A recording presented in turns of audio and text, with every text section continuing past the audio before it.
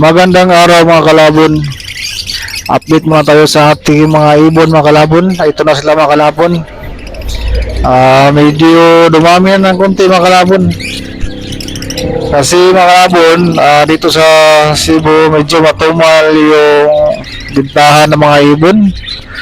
Nagmumurahan yata mga ibon dito. Iwan ko lang kung ano nangyari. Bakit talaga ganito mga kalabon? Namahal pa naman ang batuka ng ibon.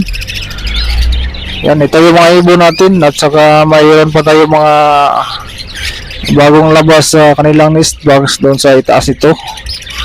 May anim doon na inakay, hindi malaki-laki na. Hindi ko lang sinama ito sa mga matured na kasi baka bulihin nila mga kalabon. Ano pa mangyari? Baka mamatay na naman.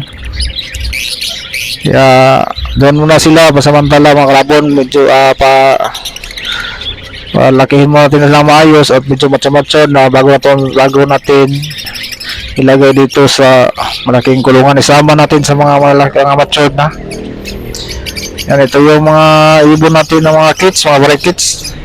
Ito yung bagong pinagparis natin mga ibon mga kalabon.